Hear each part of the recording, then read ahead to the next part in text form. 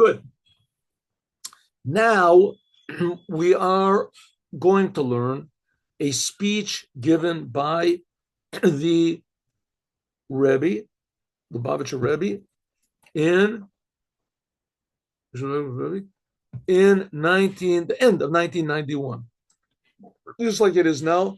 But the calendar wasn't exactly the way it is now. In other words, the days, the holidays, the Chabad holidays, and also the Chanukah, etc., they didn't fall on the same day of the week as it did now. The weeks can be different. Okay, so here we go. Ready?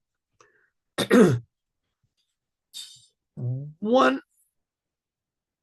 Shabbat, says the Rebbe, we're learning Parshas Vayishlach. Now, what happened? What happened in Parshas Vayishlach? That was the story with Yaakov and Esav. Yaakov meeting up with Esav. Now, next week is going to be, when the Rebbe was saying that these holidays fell in the week that he was speaking, but by us it doesn't. A whole week is going to pass until these holidays come. So again, the holidays that we're going to be talking about are the 3 Hasidic holidays, which one of them is Tet Kislev. That's the day that the second Rebbe of Chabad was born, and also the date when he passed away. Yud Tet Kislev, and Yud Kislev, Yud Kislev, that's the day that the second Rebbe of Chabad got out of prison, which obviously that was between when he was born and when he passed away. And really, he got out of prison 1 year minus a day before he passed away. He got out of prison, and the next year on the anniversary, he didn't celebrate because he passed away a day before that. He passed away on the 9th day of Kislev, and he got out of prison on the 10th day of Kislev, the year before. So it was almost, okay. And then after that, there's the holiday of Yutet Kislev, which that happened a few years before, which was the first Rebbe getting out of prison. So Tes Kislev is the day that the second Rebbe of Chabad was born and passed away. Yud Kislev was the day that he got out of prison. Yutet Kislev was the day that the first Rebbe of Chabad got out of prison. And all of them they were imprisoned because of enemies of the teachings of Chassidut. Basically, that was what it was. They got out. When they got out, it was a sign that that opposition to Chassidut, the teachings of Chassidut, were ended. Okay. And that's Yutet Kislev. That's what's called the holiday of holidays, Chag HaChagim. This is the first Rosh Hashanah of Torah Chassidut, the holiday of holidays. Okay, now just a small thing. You might think that we're sort of exaggerating this. What do you mean that the Yutet Kislev is the holiday of holidays? It's the holiday of holidays. Well, we have holidays in Judaism, Pesach, Sukkot, Shavuot. Those are holidays, and Yutet Kislev is more of a holiday than they are. How could it be? Yutet Kislev is just for Chabad people. How could it be? And most people don't have any idea what we're even talking about. They never heard of it. Everybody knows what Passover is. And so the answer is that Chabad is directed to only one purpose, and that is to bring Moshiach. And when Moshiach comes, then we'll feel the godliness in everything. And the only reason that we have holidays now, Passover and etc., is because there's a certain revelation of godliness on those days, which is the same as it was the first time it happened. When the Jews got out of Egypt, there was a revelation of God. Now we celebrate Passover because there's the same revelation now, but not as dramatic. The same thing when we got the Torah on Shavuot, there was a revelation of God. Well, that revelation is also now. It's just not as noticeable. Yutet Kislev is the day that began a process by which it will be noticeable. We'll feel the holiday, which is inside of every holiday. We'll feel the godliness, the essence godliness, which happened in the first time when we got the Torah, when we got out of Egypt, etc. We'll feel it. So it's called the holiday of holidays because the idea of Chassidut is to bring Mashiach and to prepare everyone for Mashiach, namely learning about God. So therefore, it's called the holiday of holidays. Okay, let's go. Ma'ila Miyucheres, there's a special uniqueness in this year, and like I said, this year when Rebbe was speaking, the holidays did not fall on the same days as they do now. By this year, this the Rebbe was speaking. What was it? The 33 years ago. Is the Pama Rishon. And when Yutet Kislev got out, when the first Rebbe of Chabad got out of prison, and that was in the year Tav Kuf Nun Tet 5,600 and 500. I'm sorry, and 59 years ago, like about 250 years ago, like the rabbis of the words of the first Rebbe of Chabad, that when did he get out of prison? Which day? He got out on Tuesday. And this, when the Rebbe was speaking this back then, 30 years ago, the Rebbe was speaking that coming week was going to be Yud Tet Kislev, and it was going to be on a Tuesday. Same thing as now. Same thing as it was the first time that it happened. This year, it doesn't happen that way. This year, Yud Tet Kislev falls on Friday, Thursday night. Not this week, next week. It says the first Rebbe of Chabad wrote that when I was reading from the book of Psalms, and I got to the Psalm 45, Para b'shalom nafshi, that according to Tehillim, this is the day of the week, Tuesday. It fell on Tuesday. That was one of the Psalms of the book of Psalms is divided up into 3 different ways. It's divided up into what's called books, according to the 5 books of the Torah. And that's sort of arbitrary. It doesn't go according to the number of Psalms. Then it's divided up according to days of the week. In other words, it's 150 Psalms. They're divided up into 5, according to the books of the Torah, or they're divided up into 7, the days of the week. So there are people who say all the Psalms of Sunday, all the Psalms of Monday, all the Psalms of Monday, right? Tuesday, according to the days of the week. And then they're divided up according to the days of the month, right? 30, it's divided up to 30 portions. And the months that have 29 days, you read 29 and 30 together. And so there's 30, there's like 5 Psalms every day, something like that. So it comes out to be 150. Okay. But if you go according to the days of the week, so this 5th Psalm 45, this appears in those days. And that was the day when the Rebbe got out, was on that day, on Tuesday. So therefore, Shabbat, before it, was on the 17th day of Kislev, and Erev Shabbat was the 15th day of Kislev. Good, okay. What's this got to do with it? The Rebbe is saying that the Shabbat that he was speaking, this prepared for Yutet Kislev. Since that everything, how much more so, the main thing is Yutet Kislev, which is the beginning of the Hasidic movement. Everything that happens in the world, and especially things which are in the Torah, and things that happen to Jews in the Torah, they are, according to the Hashgacha Pratit, the direction of God. And everything is very, very exact. So Mistaber Lomar, so it's logical to say, Sheyesh Kesher B'Sheichot B'Neim, there must be an attachment between them. Basic principle of Judaism. Everything that happens in the world is important to God. Every little detail.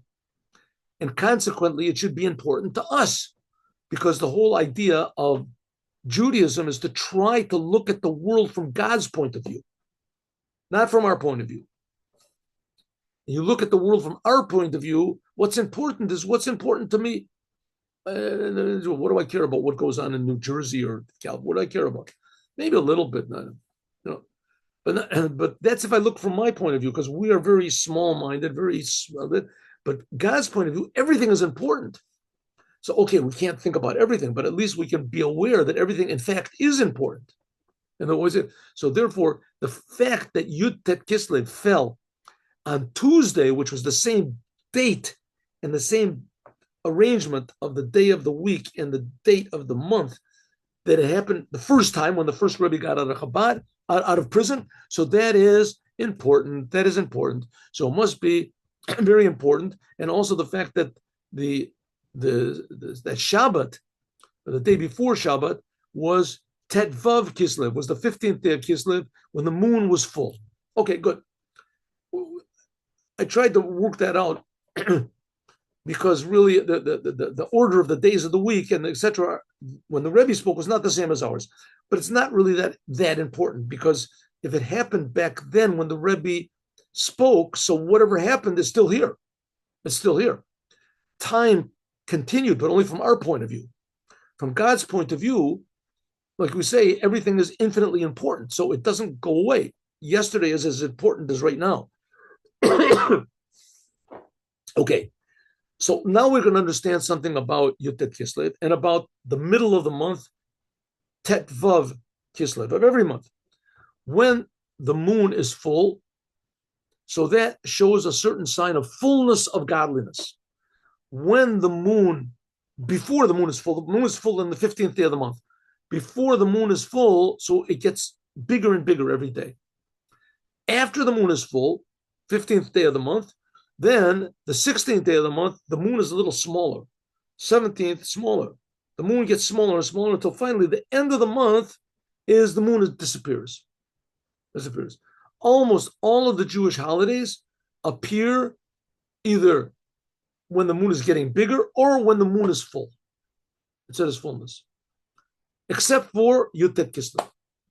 Yutet Kislev is true, it's a Chabad holiday, but nevertheless Yutet Kislev. And also Hanukkah.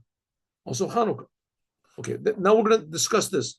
Why is it that all of the holidays fall either when the moon is getting bigger or when it's at its fullness? And Yutet Kislev is in the last half of the month when the moon is getting smaller, which is not a good sign. Not a good sign. It means, okay. So it says, Yutet Kislev is a day different from all the other holidays. Pesach, Passover, and Sukkot, they are on the 15th day of the month. Pesach is on the 15th day of Nisan. Sukkot is the 15th day of Tishrei. That in it, the moon is full. Shavuot, the holiday of Shavuot, when we receive the Torah.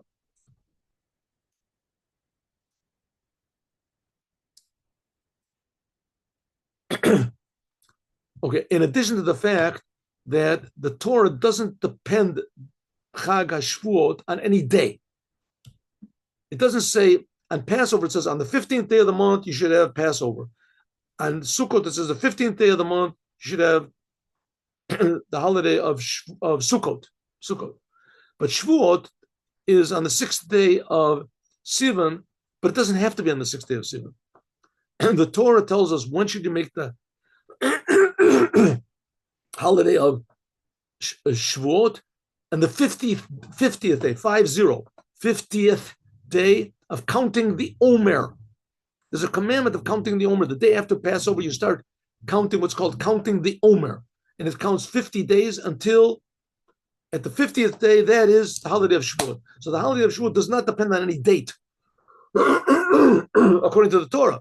It depends only on how many days of the month of the year, only on the Omer. Okay, but in any case, all these holidays, Passover, Shavuot, Sukkot, they are all in the beginning of the month or in the middle of the month.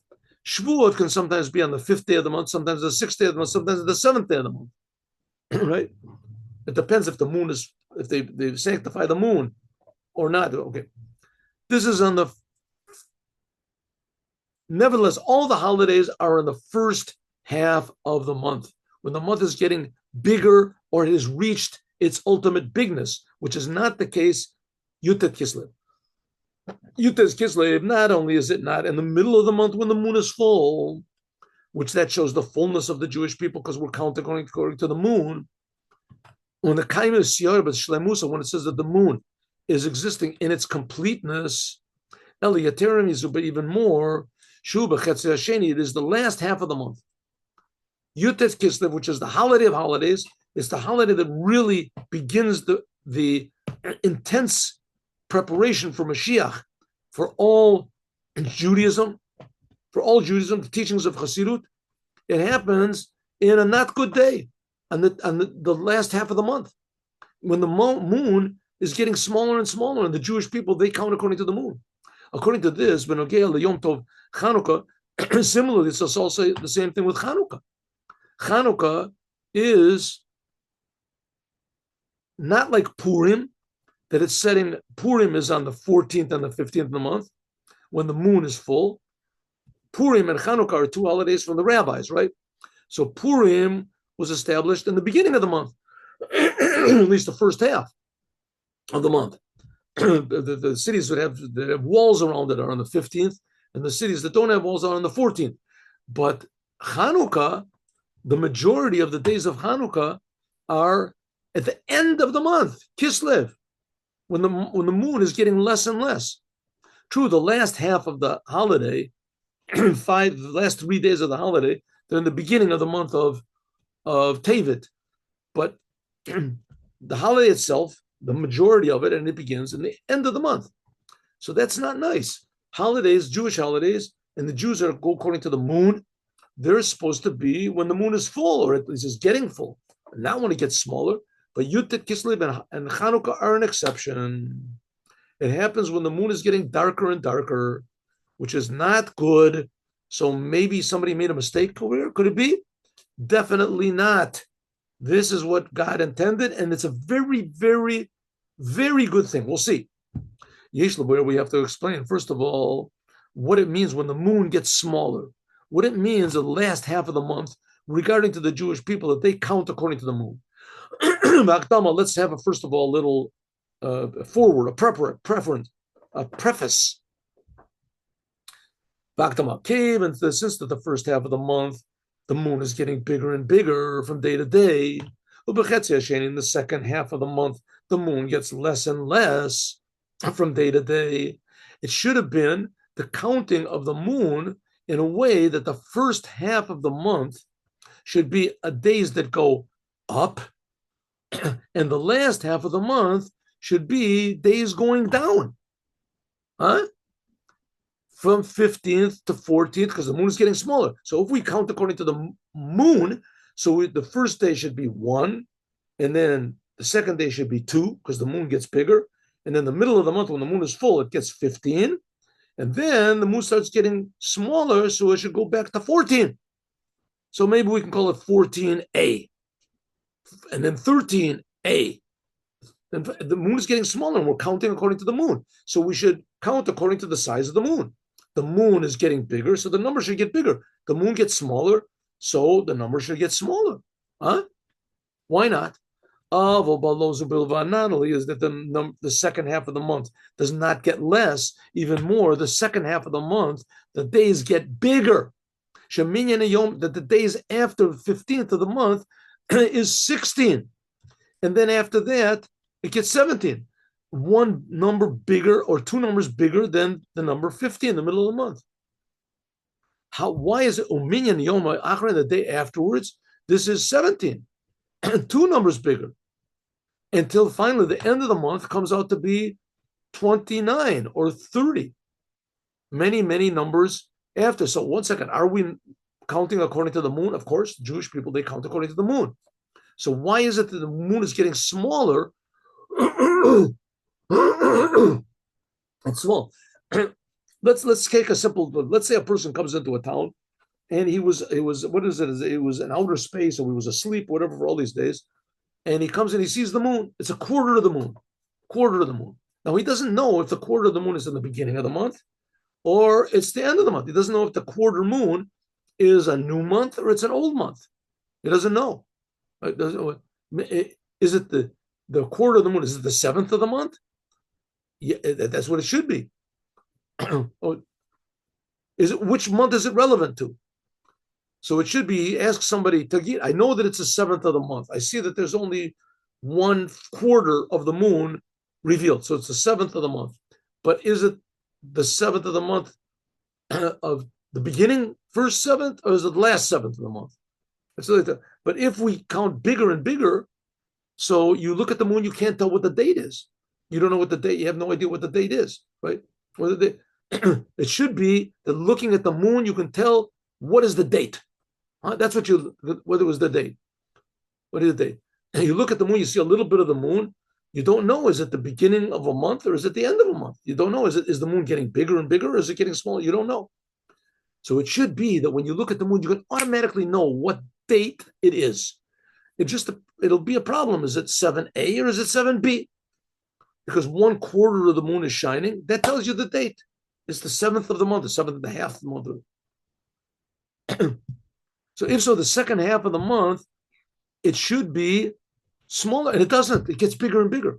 So we see here that in Judaism, there seems to be something a little bit mysterious over here. The moon is getting smaller, but the value is getting bigger. Even more, not only that is the second half of the month, it gets bigger in number, but it's also stressed also in the gematria, in the numerical meaning, which is hinted at, the letters. And the number in Hebrew for 17 is Yud Zayin. Yud Zayin is the numerical value of good. Huh? We're saying, what is it? The day after the moon is full, so the number should get smaller. The moon is getting smaller. Everything should get smaller. So it says, no, the numbers go up, and also the meaning of the numbers goes up. 17 is good. 18 is life, chai. Yud Tet is numerical of in good, bitov. Bitov. 20, that's Yud when it's filled up. Like we said, the gematria of God's name. 21, that's Ach Tov V'Chesed, only good for the Jewish people. Ach, Chaf Aleph. What about 22? 22 is B'cha, in you will be blessed the Jewish people. B'cha Yevareches Yisrael. You blessing. Number 23, that's Kaf Gimel. Kaf Gimel is Tovo, Tuvo, the God's goodness. The 24th of the month, what? I mean, now the moon is almost hidden. That should be something really bad. It says, no, that's something, Kad Kod Shem Sosayach. It's the God that gives you a vessel for good. It's a prophecy in Isaiah.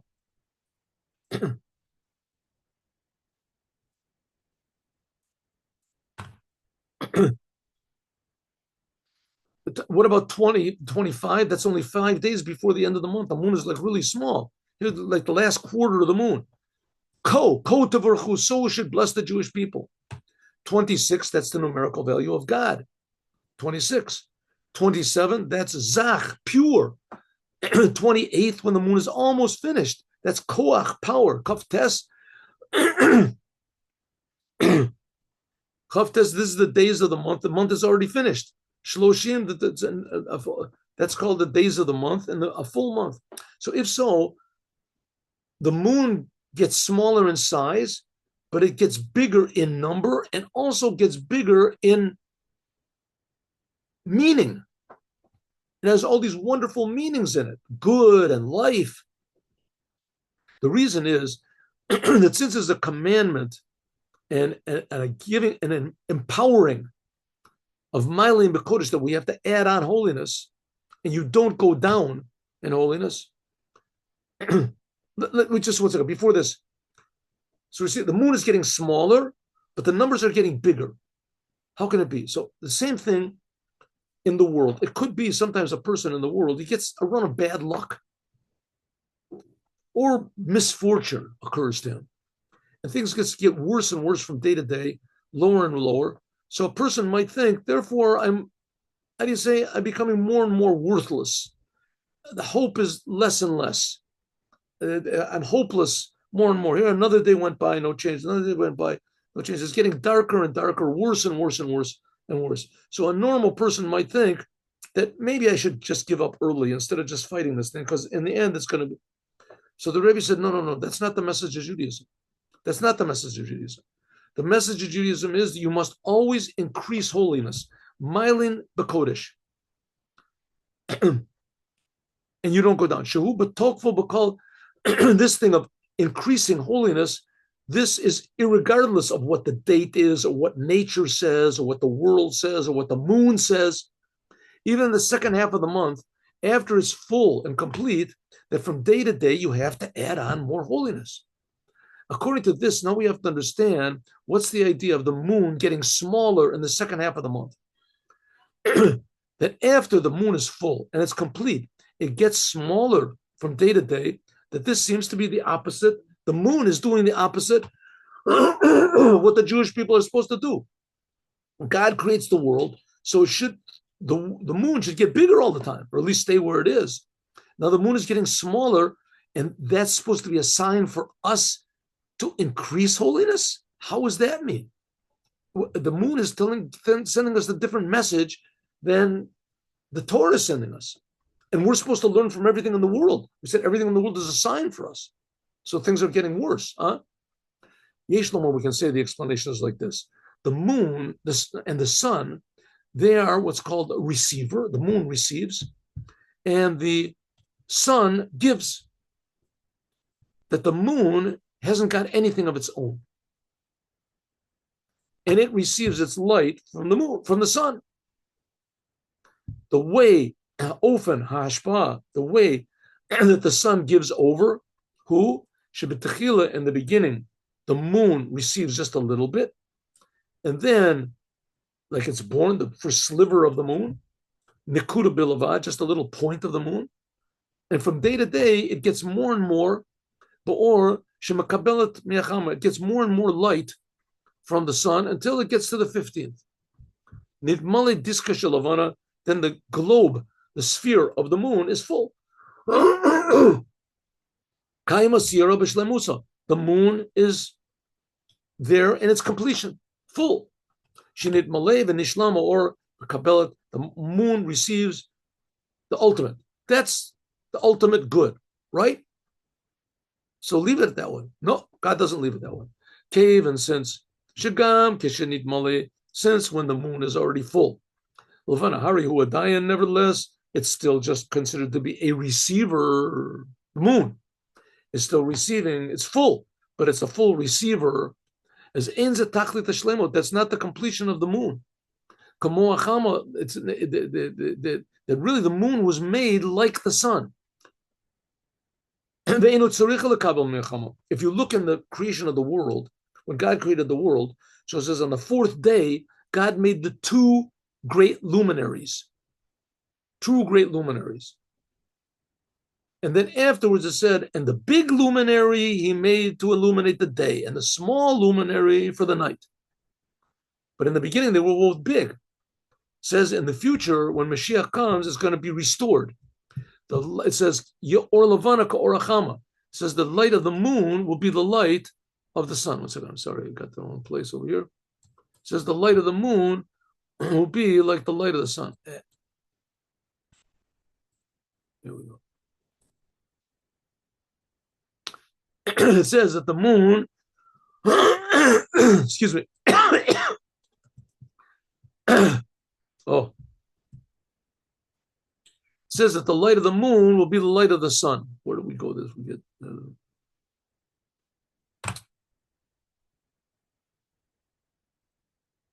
yeah, we did this.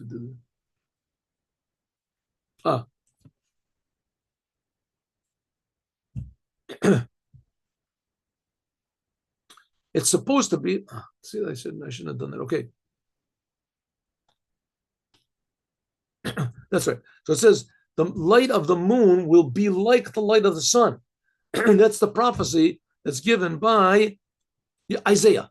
It says in the future, the light of the moon will be the light of the sun. The prophecy of Isaiah. What does that mean? Like it was before the moon became lessened. It says God created the world. There were two big lights. Shneim Orot Gadolim, it says.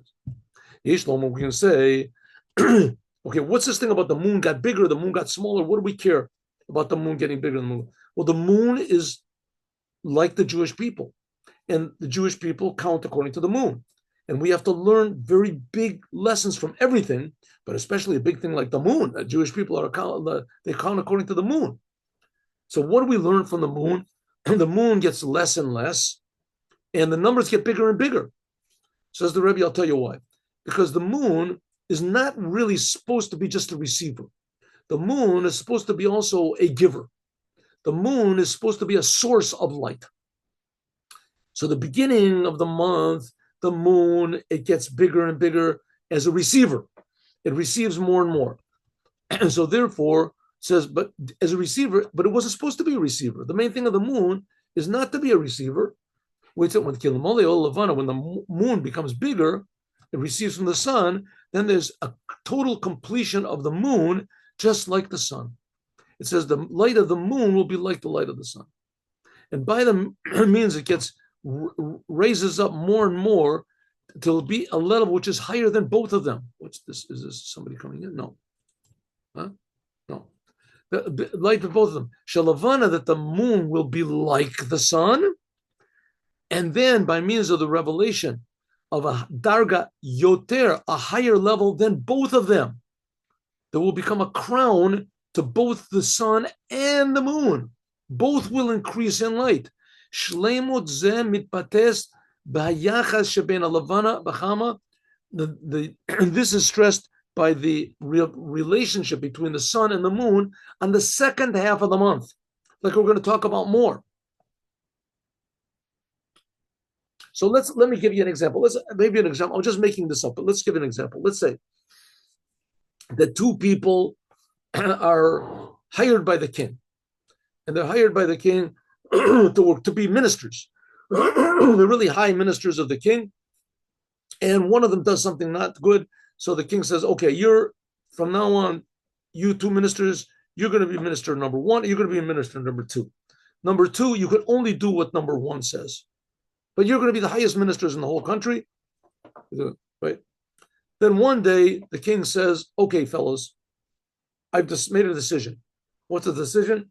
Both of you are going to be the king. I'm abdicating, and you two are going to both be king. In other words, both of them got a tremendous raise, a tremendous elevation to the point where they're both equal. They're both equal. So now the number two, he also becomes not number one or number two. He becomes the king himself. And the other one, he also becomes the king.